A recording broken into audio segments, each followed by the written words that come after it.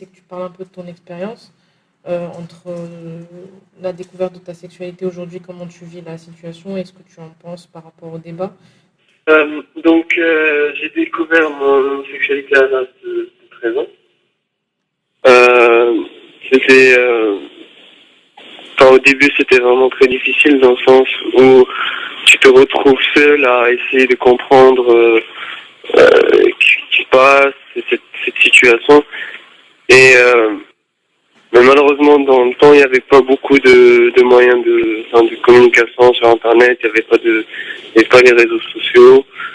Et donc, c'était un peu difficile justement puisque j'avais besoin justement de connaître des personnes dans la même situation pour essayer de comprendre et de ne pas se sentir seul.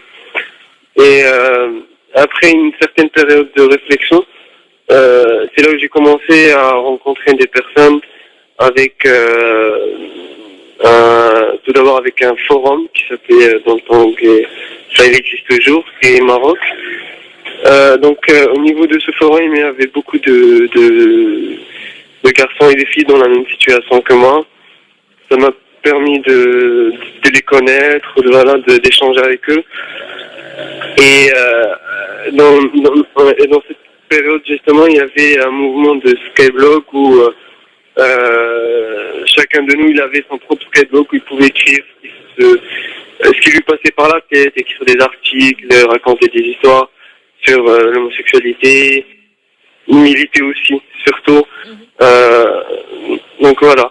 Comment est-ce que les gens prennent ton homosexualité? Par rapport à ça, il y a deux cas de figure. Dans le cas où tu te retrouves devant une personne qui ne te connaît pas et qui découvre ton homosexualité, ou bien que tu lui dises, si elle est homophobe, elle va mal réagir, c'est normal. Après, dans un autre cas de figure, si la personne elle te connaît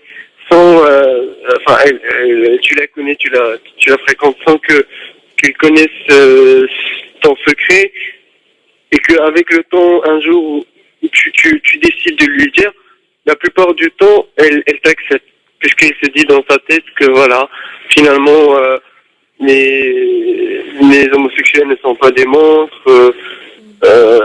Donc toutes ces idées, ces opinions homophobes, ils s'effacent avec un seul paramètre qui est justement de connaître ou pas la personne. Est-ce que avec le temps, ça devient plus facile d'en parler? Il y a toujours cette crainte malgré tout, parce que dans la société marocaine, l'homophobie est toujours présente. Aujourd'hui, tu peux même, par exemple, passer dans la rue et tu entends des insultes homophobes, entre des amis, ou juste pour rigoler peut-être, mais ça te blesse. Et donc, tu es toujours dans cette crainte, puisque tu sais très bien que la société ne va jamais t'accepter. Et donc, il faut toujours éviter de le dire à tout le monde. Il faut essayer de choisir les bonnes personnes à qui tu vas le dire. Et puisque tu en as besoin, tu as besoin de le dire pour ne pas continuer à faire la comédie à tout le monde.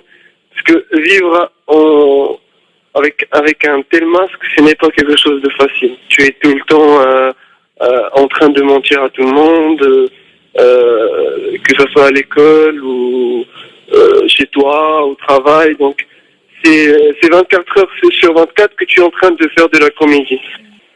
Cette période-là, c'était une période où il y avait beaucoup plus de militants, le mouvement gay, il était toujours en marche, et que après, à un certain moment, il y avait silence radio, donc il y avait plus de militantisme. Et c'est dernièrement, avec justement ce débat, qui se fait au niveau de la France, avec cet incident qui vient d'arriver il y a quelques jours, j'ai remarqué des mouvements qui se créent. Il y a par exemple le mouvement Mali, mouvement alternatif des libertés individuelles, qui a organisé une exposition de photos sous le thème de l'homosexualité. Et donc c'est vraiment assez intéressant pour voir justement que aujourd'hui on ose faire de telles choses, on ose militer justement de cette manière. Je pense que voilà, ça prend de l'ampleur et que ça ne va pas justement, ça va continuer justement. Enfin, changer la loi, c'est devenu quelque chose de très important parce que ça bloque beaucoup de choses, que ce soit au niveau du militantisme, au niveau de la sensibilisation, ça bloque. Par exemple, aujourd'hui, si une association elle décide, voilà, de sensibiliser les gens par rapport à l'homophobie, surtout l'homophobie violente, physique. Donc là, ça bloque. Et donc, c'est devenu quelque chose de très primordial. Avec ce qui se passe en France, avec le mariage qu'on a adopté en France, donc je pense que ça va, qu'il y aura des changements à ce sujet. Donc et parmi elles, je suis sûr que ça sera la loi. Comment est-ce que tu vois ton avenir?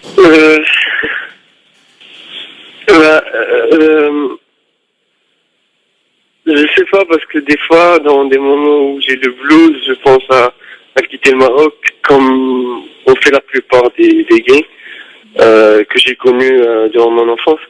La plupart, ils ont quitté le Maroc parce que voilà, c'est plus facile. Mais dans d'autres situations, voilà, quand j'ai quand même un peu d'espoir et je me dis que voilà, peut-être que les choses vont changer et que on va assister pourquoi pas à une première Gay Pride marocaine. Et je préfère pour assister à une Gay Pride, je préfère y assister ici au Maroc. Donc je garde quand même l'espoir. Et puis finalement, voilà, j'ai survécu pendant 20 ans. Pourquoi ne pas encore survivre d'ici 20 ans? Donc, en espérant que les choses vont changer.